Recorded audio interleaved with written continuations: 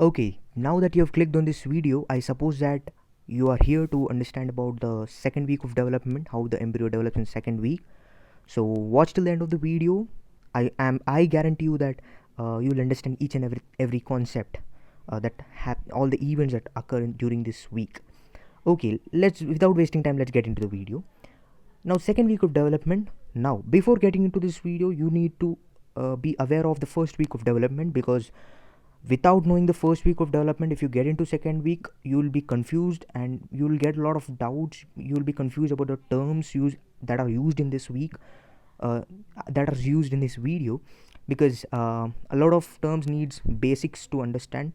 uh, so check out my video on the first week of development. So without wasting time, let's get into it. Second week of development.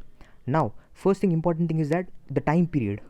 uh, you need to understand this in form of days, because all the things that I'll be teaching you in this video will be in the form of days. The chronology will be in the form of days. So it extends from day 8 to day 14. So I'll give an overview, like what are the events happening over this second week. The first thing, that is implantation. Now, implantation, it starts in the first week, but the completion of implantation occurs in the second week, something around the midst of second week. That is at the 12th day, to be precise. It is at the 12th day.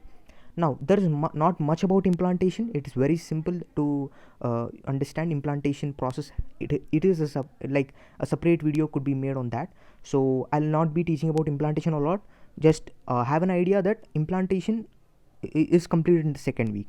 Now, the main thing which I need to focus on in this video is the changes that occur in the trophoblast, embryoblast. Now, the endometrial changes are pretty simple, right? I'll be giving you a brief idea about it, but the main things are the trophoblast and embryoblast changes. Now, if you don't know the trophoblast and embryoblast, I'll give you a brief idea about it. What happens is that at the end of first week, now the structure, that is zygote, is called as blastocyst. Right? This is called blastocyst. Blastocyst structure is like, it has outer trophoblast and inner cell mass, which is also called as embryoblast. Now, you need to focus on these two terms, that is trophoblast and embryoblast, because I'll be talking all the changes that occur in this second week are in accord with trophoblast and embryoblast changes. Why I'm telling this, you'll understand it as you go on in this video. The first thing is that I'll give you an overview what I'll be teaching. Right after that, I'll get into it. See here, I'll be teaching you. I said that I'll be going on chronologically at day 8, day 9 to 11. What are the changes occurring? Day 11 to 12 and day 13 to 14. What are all the changes occurring over these days? I'll be explaining you about all these things with diagrams, because embryology is that subject which you can't understand without imagining it properly. So I try to make it easier for you by showing few diagrams. Hope it will help you in your understanding. So without wasting time, let's get into it. Day 8. Now, day 8, what I said that you need to first have an idea about trophoblast and embryoblast, because all the changes in all these days, day 8, 9, 10, and all the days, I'll be teaching in the form, the changes will be in accord with trophoblast and embryoblast, or inner cell mass, we usually call it as inner cell mass or embryoblast. Now, what are the trophoblastic changes and what are the embryoblastic changes? I'll be going in this way. So day 8, let's get into day 8, the first day, right, of the second week. What are the trophoblastic changes? Till now, we have seen that the blastocyst is pretty simple, right? With the outer trophoblast, a single layer, and inner cell mass, right? Or embryoblast. Now, as you know, in embryology, as you go on, as the embryo proceeds further in its life, it gets complex, right? So initially it was simple, right? Blastocyst was pretty simple, outer trophoblast and inner cell mass. But here, it needs to get complex, right? Now, the starting day 8, it tries to get complex. Now, the outer trophoblast, right? Outer trophoblast is differentiated into inner cytotrophoblast and outer syncytiotrophoblast. Look at the words. You need to inner cyto means cytotrophoblast, syncytio means syncytiotrophoblast, right? Inner cytotrophoblast and outer syncytiotrophoblast. This is how trophoblast gets differentiated into. Now, you need to understand this, that first of all, there will be, this is inner cell mass, all the inner cell mass. outer trophoblastic layer, right? Now this trophoblastic layer, first of all, it transforms into cytotrophoblast. This is cytotrophoblast. Cyto. This further gives rise to, through mitosis, this further gives rise to syncytiotrophoblast, a layer surrounding it, which is called as syncytiotrophoblast. So that's what that's what I've written here. Cytotrophoblast, on mitosis, it migrates out to form syncytiotrophoblast. Now look at this diagram, beautiful picture. See here, this is the endometrial layer, endometrium of the mother, and this is the fetus, like the blastocyst further, right? Here it got implanted. Now see here, this is syncytiotrophoblast. I'll change the color, right? Yeah, this is syncytiotrophoblast, and this is cytotrophoblast, right? See here, syncytiotrophoblast is formed from the cytotrophoblast. You need to have this have a brief idea about this, that's all. Now don't get confused about the embryoblast, because I'll be telling you about the embryoblast. What happens to the embryoblast? Oh, this is all, like these are all the things that you need to know about trophoblast. It gets differentiated into cyto and syncytio, inner cyto and outer syncytio. Now inner cell mass or the embryoblast, how there is differentiation. Now day 8 you need to remember that only differentiation, right? All the the trophoblast and the embryoblast both undergo differentiation, that's all. Now the embryoblast also undergoes differentiation. Now we know that initially there was only inner cell mass, right? Inner cell mass. Now this inner cell mass lines itself into it lines itself into two layers. Two layers, epiblast, which is columnar like this, and hypoblast, which is cuboidal like this, right? Now that's what I've written here, the differentiation of inner cell mass into epiblast and hypoblast. Epiblast is columnar and hypoblast is cuboidal, right? Now epiblast is nothing but towards the embryonic pole. What do I mean by embryonic pole? Where the on the endometrium, wherever the embryo gets attached, over here on the endometrium, wherever the embryo gets attached, that side is called as the embryonic pole or the base of the embryo. So towards this side, now here the labeling is pretty okay, right? This is blue color one is the epiblast and the yellow one is the hypoblast, right? Now if you see clearly over here that epiblast is towards the embryonic pole, right? Now the hypoblast is towards the blastocele. Now what is blastocele? The cavity over here, or this cavity is called the blastocele. Now I've shown you over here, I forgot to show you here. This is inner cell mass, right? This is trophoblast. Now this cavity over here is called blastocele, right? Now that towards that there is a layer called inner cell mass differentiates into hypoblast. Now another thing is called amniotic cavity. Now we have known only the one cavity, that is blastocele, right? Blastocele. Now here another cavity called amniotic cavity, it forms over here. Amniotic cavity, how it gets formed? Like this is the amniotic cavity, right? Amniotic cavity, it is lined by the cells called amnioblast. These are the amnioblast. Now from where does this amnioblast come from, right? Amnioblasts are the derivatives of the epiblast, right? Epiblast. These epiblast, so that's why they are colored in blue only, right? Epiblast gives off few cells which lines the amniotic cavity. Those cells are called as amnioblasts. Very simple, right? Now we have seen all the differentiation stuff in the trophoblast and embryoblast. That is all about day 8. Now let's quickly get into day 9 and 10, right? Day 9 and 10, we know now the embryo. Now the embryo is in this form where it has two layers, right? The epiblast and the hypoblast, right? Epiblast, hypoblast, and an amniotic cavity, and it has a blastocele and amnioblast and syncytio, cyto, right? All these things we have seen the day 8. Now 9 and 10, here also we will be seeing in the form of trophoblastic changes and embryoblastic changes, right? Trophoblastic changes, we have only seen till now that trophoblast differentiates into cyto and syncytiotrophoblast. Now what happens to this all these both layers, right? Now here you need to here it is important to understand that the main hero over here is syncytiotrophoblast, outer syncytiotrophoblast, where it is the outer syncytio. This is the outer syncytiotrophoblast, right? This is cyto, right? I've already shown here. Now the main hero over here is syncytial trophoblast, because initially in day 8 I have shown you that. Here I'll erase off all these things to make it clear over here, right? What happens is that you can clearly see over here the syncytial trophoblast. This is syncytial trophoblast. Here the cells have clear boundaries, like the cells have the clear cell membrane boundaries, right? Clear cell membrane boundaries, syncytial trophoblast. What happens in day 9 and 10 is that this cell boundaries disappears. Now I've already told you this is syncytial trophoblast. Are you able to find any cell boundaries over here? Like there need to be any cell boundaries, right? There are no cell boundaries. That's what it is all about, the changes, right? I said syncytial trophoblast is a hero over here, because that all the changes occurring in trophoblastic layer is only in the syncytial trophoblast layer, right? They are occurring only in the syncytial trophoblast layer. What happens is that all the cell boundaries, like the cell membrane gets they disappear, and everything forms all like a sluggish form, right? This is in the form of sluggish thing, a sluggish thing that is called as protoplasmic mass, right? I've written it here, protoplasmic mass. Now syncytial trophoblast in the form of protoplasmic mass without any cell membrane boundaries, right? Now that's what the change is occurring in the trophoblast.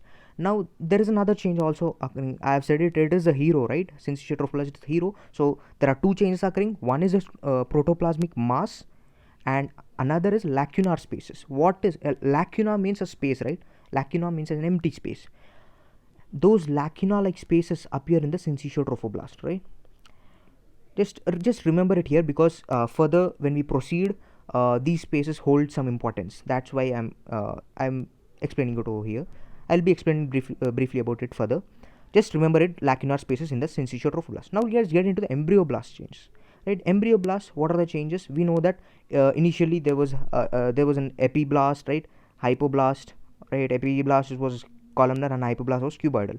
Now here embryoblast changes, the main changes which occur here is over the hypoblast layer.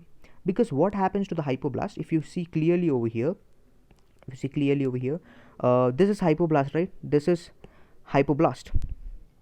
Now you can see over here, initially there was like hypoblast was here, but this is cytotrophoblast, right? So nothing was there over here, blastocele. This was blastocele, and nothing was covering the blastocele, only cytotrophoblast. But when you see over here, there were like see here, there is a lining, right? There is a lining of blastocele, right? That is also in yellow color. Yellow color, like the hypoblast is should be in yellow color, but here the lining is also in yellow color. That's nothing but hypoblast. Now I have said you over here, there is an important term over here called embryonic pole. Embryonic pole. This is embryonic pole, I've said over here, right? To where the embryo gets implanted towards the endometrial wall, and the opposite to that, the opposite pole over here, this is abembryonic pole, right? The opposite pole is abembryonic pole. Now what happens, why you need to know this term? Because the hypoblast cells, they migrate towards the abembryonic pole, lining the blastocele below the cytotrophoblast, right? This lining of cells, the yellow layer which lines the blastocele, right? That lining is nothing but these are nothing but flattened mesothelial cells. That's what I've written over here, where I have written here that flattened mesothelial cells, the hypoblast layer only, they are cuboidal, right? Hypoblasts are cuboidal.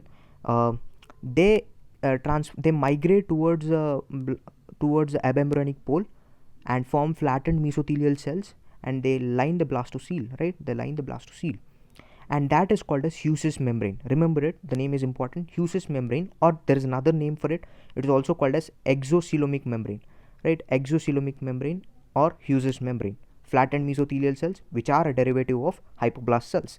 Now when the hypoblast cells, they migrate over the blastocele, like they migrate around the blastocele and cover it, right?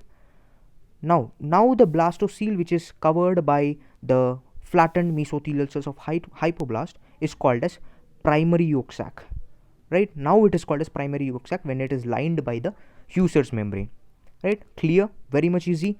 Day 9 and 10, let's like trophoblastic changes, embryoblastic changes. Trophoblast, where syncytial is the hero here, where it undergoes two changes. One is protoplasmic mass, and where cell boundaries are not there. Then another is lacunar spaces. The hypoblast in here, the embryoblast, in embryoblast, hypoblast is a hero over here, where hypoblastic changes occur, where it migrates in the form of flattened mesothelial cells and covers and lines the blastocele. Now the blastocele is called as the primary yolk sac, right? Now day 8 finished, day 9 and 10 finished. Now let's get into day 11 and 12. Now here also we'll be looking at it in the form of trophoblastic changes and embryoblastic changes. Very important thing over here is that till now we have known that there are two layers: epiblast, hypoblast, primary yolk sac, very important, amniotic cavity, inner cyto, and outer syncytio in the form of protoplasmic masses. Now here we've also seen this lacunar space, right? The main hero over here is the lacunar spaces. What happens to lacunar space in day 11 and 12? Right, first of all we'll get to the trophoblastic changes. What happens is that these lacunar spaces, what happens to it? The lacunar spaces, like we've seen, there were many small lacuna over here. They get fused to each other and form big lacunar spaces, right? They fuse with each other and they are fused with each other and form big lacunar spaces. Now what are these lacunar spaces? What are their importance, right? Now there's a very important thing over here. The lacunar spaces, what happens is that there are a lot of maternal blood vessels. This is endometrium, right? So there are endometrium supplied with a lot of maternal blood vessels. All these red color ones are maternal blood vessels. Now what happens is that the syncytio trophoblast, this is syncytio trophoblast, right? This syncytio trophoblast, what happens is it erodes the maternal blood vessels. It goes towards the maternal blood vessels. It differentiates towards the maternal blood vessels, and it erodes the blood vessels, and the blood from the maternal blood vessels gets into this lacunar spaces, right? The blood from the maternal blood vessels get into this lacunar spaces, and now the lacunar spaces are filled with the maternal blood, right? That's what the importance. Now this is where the uteroplacental connection comes in. Uteroplacental, the name itself says that the connection between mother's uterus and placenta, there is a connection between them, both of them, like all the nutrients. The initiation starts over here, right? When the lacunar spaces of the fetal syncytio trophoblast are filled with the maternal blood, right? This is where the initiation, you need to know, just this is where the initiation of the uteroplacental connection starts over here. Right, these are the trophoblastic changes. Lacunar spaces filled with maternal blood. Okay, that's what the whole change. Those are the whole changes occurring here. Now the main thing over here is the embryoblast changes. Now the embryoblast. What are the changes occurring in embryoblast? Till now we have seen epiblast, hypoblast, Husser's membrane, primary yolk sac, right? Primary yolk sac and amniotic cavity, right? Now here you'll like here there was no connection, right? This was Husser's membrane, this was cytotrophoblast, this was syncytio. In between the Husser's membrane and the cytotrophoblast, see, in between them, in between these two layers, Husser's and cytotrophoblast, can you find any obstruction between, like the separation between them? No, they are attached with each other, right? They are attached with each other. Now what happens over here in the day 11 and 12? There is separation between the Husser's membrane, this is the Husser's membrane, and cytotrophoblast. There is separation, you can find it is very clear, right? It is evident. Now what happens is that extra embryonic mesoderm, there is formation of extra embryonic mesoderm. It is clearly shown over here. The brown color one is extra embryonic mesoderm. From where did it arrive, right? It is very easy. The cells of the yolk sac, right? The cells of the yolk sac, this is yolk sac, right? This primary yolk sac. The cells lining the yolk sac, they further differentiate into extraembryonic mesoderm. They further differentiate to form extraembryonic mesoderm, which separates the yolk sac from the cytotrophoblast, right? The extraembryonic mesoderm, brown color one, separates the yolk sac, just this one, from the cytotrophoblast. Very easy. Now extraembryonic mesoderm formation is pretty important over here. Now what happens further? Now extraembryonic mesoderm further develops. Now here it was like this, right? I'll erase all these things, it will be clear further. Now here it was, we are lining like this, right? It further evades further, it further moves, proliferates further, and forms, it completely separates the embryoblast from the cytotrophoblast. See, this is the embryoblast, right? Completely separates the embryoblast from the cytotrophoblast. That thing you need to understand over here. See over here, um, extra embryonic mesoderm separates embryoblast from the cytotrophoblast. Further, what happens after the formation of extra embryonic mesoderm? There is formation of extra embryonic coelom. What is coelom? Coelom is nothing but a cavity, right? Extra embryonic coelom. In midst of this extra embryonic mesoderm, you can find few cavities over here, right? There are few cavities forming over here. Those are called as the coelomic cavities, which further fuse with each other to form a bigger cavity. To form a bigger cavity, you can see over here, to form a bigger cavity, they fuse each other and form bigger cavity called as extra embryonic coelom, right? Don't get confused. This is extra embryonic mesoderm, this is extra embryonic coelom. Very simple, right? Now this extra embryonic mesoderm, further it is in the form of two, like it is divided into two parts, like somatopleuric and splanchnopluric mesoderm. This extra embryonic mesoderm is further divided into somatopleuric and splanchnopluric mesoderm, where you can find over here like the mesoderm which lines the yolk sac here. I'll show it in another diagram, where I think so another diagram is, it's over here, where see over here the this is extra embryonic mesoderm, right? The diagram is pretty simple, right? This schematic diagram, it is an extra embryonic mesoderm, right? It is extra embryonic, the extra embryonic mesoderm covering the yolk sac. This is yolk sac, right? This is yolk sac.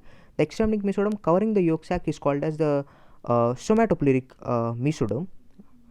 No, sorry, this is the covering the yolk sac is the splanchnopluric, and the rest covering the cytotrophoblast and the extra embryonic coelom. All these things, right? All the extra embryonic mesoderm covering the extra embryonic coelom and cytotrophoblast is nothing but somatopleuric. The one covering the yolk sac is splanchnopluric, and the one covering the extra embryonic coelom and the cytotrophoblast is the somatopleuric. Just keep this in your mind. Now we have seen what are the changes. Now there is an important point over here about the connecting stalk. Connecting stalk. What is connecting stalk? After the formation of extra embryonic coelom, what happens is that it does not form completely, right? See over here, it is only limited until here, right? What happened here? Now here there is only extra embryonic mesoderm, there is no extra embryonic coelom, right? This part of the embryo is called connecting stalk. Now what is the importance of connecting stalk? Connecting stalk is nothing but the future umbilical cord. The future umbilical cord is nothing but the connecting stalk. The extra embryonic mesoderm, right, is further converted in the form into umbilical cord. This is all, like this is the only thing which you need to know about connecting stalk, right? Where is the placement of connecting stalk, and further. Now we are completed with day 11 and 12 also. Trophoblastic changes. What are trophoblastic changes? Important things like there was lacunar spaces filled with maternal blood, uteroplacental connection, right? Then embryoblastic changes like extra embryonic mesoderm and extra embryonic coelom, they got formed over here, and there is connecting stalk also, right? All the changes occur in this day 11 to 12. Now let's get into day 13 and 14, the last period, right? What happens day 13 and 14? Now till now we have seen that there were lacunar spaces with maternal blood, and the embryoblast with the extra embryonic coelom and extra embryonic mesoderm and everything. But here there are few changes only, but they are very important to understand, because the trophoblastic changes, when you get into trophoblastic changes, there is primary and secondary villi formation. Now what is primary and secondary villi? If you know about placenta, you will be able to you may know it till now, you would have known it till now, because what happens is that in placenta it is formed from chorionic villi. There are different types, primary, secondary and tertiary. How it is formed, I'll give you a brief idea over it over here, because see, I'll tell you briefly over here.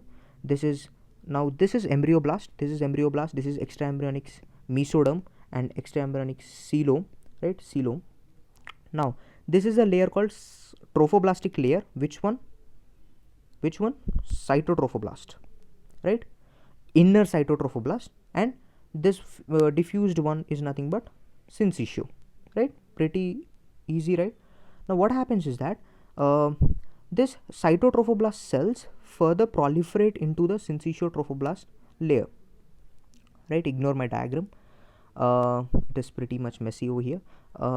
the cytotrophoblast cells, they proliferate into the syncytiotrophoblast layer. They further form villi. These are called as villi. Okay, villi are nothing but proliferation of cytotrophoblast layer into syncytiotrophoblast layer, where when you cut a cross section of villi, you will be seeing that the central core is of cytotrophoblast, and the peripheral part is of syncytio, right? This is syncytio, right? Syncytio, and this is cyto. Central part is cyto, and all the peripheral part of syncytio. That's what I was going to say, right? This is a brief thing about villi. And further, the primary villi. What is primary villi? The initial one which forms initial proliferation of the cytotrophoblast is nothing but the primary villi. Here also it is clearly shown, right? See, this is the proliferation, right? These are the proliferations of the cytotrophoblast, right into the syncytiotrophoblast. This is syncytio. Now the initial proliferation are nothing but the primary villi.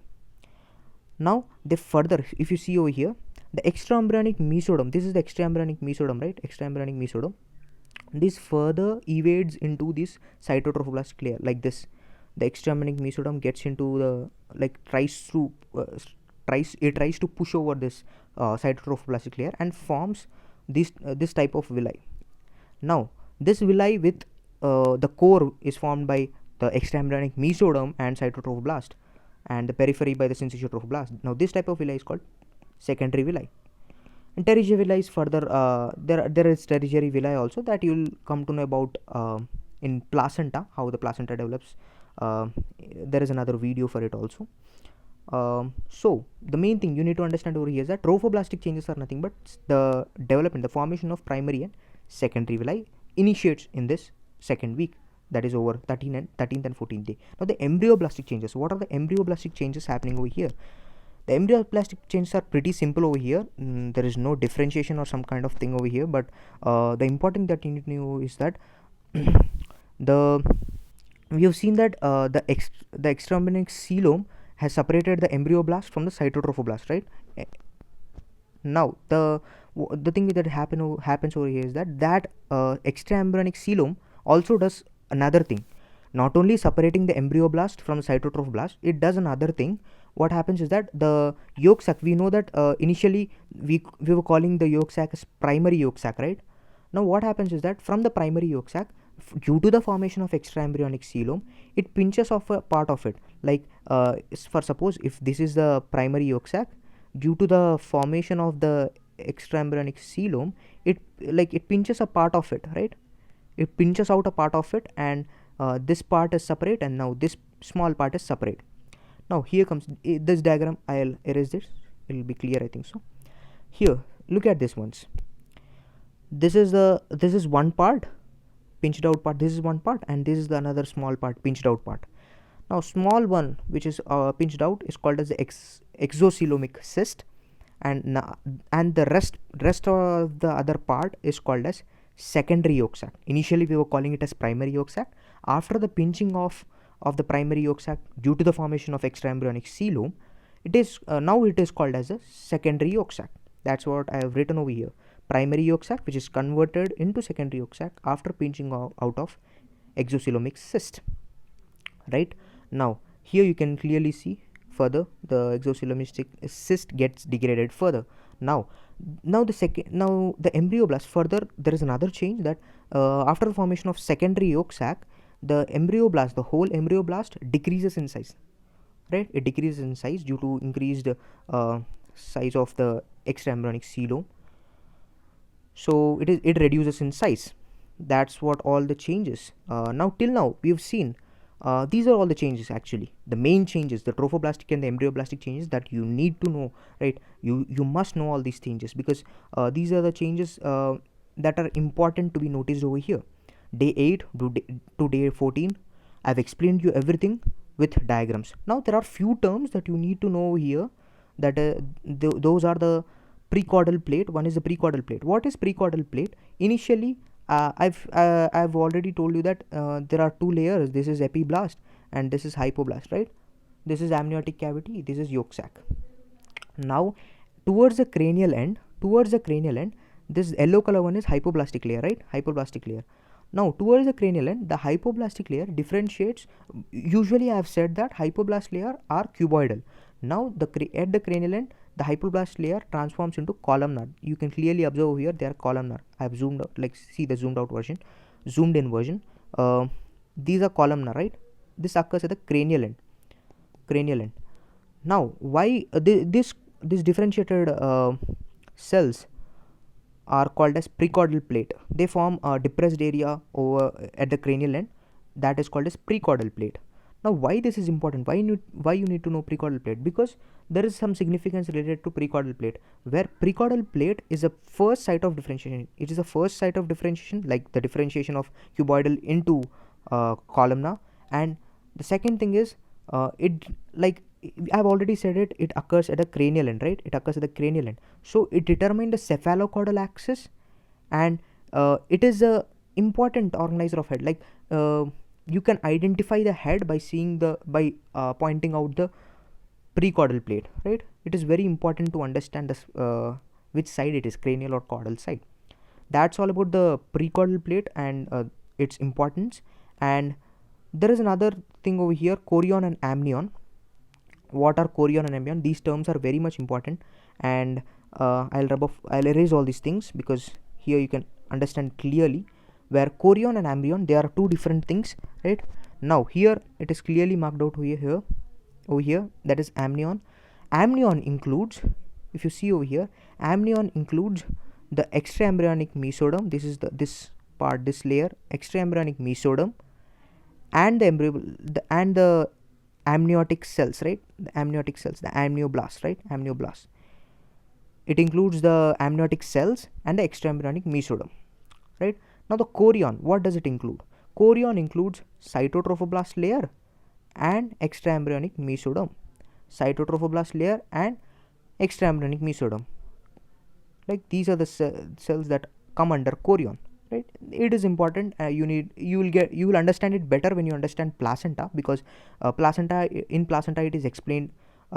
It could be explained more detail, right? Now these are the things, precaudal plate and chorion and amnion. These are terminologies that you need to be aware of.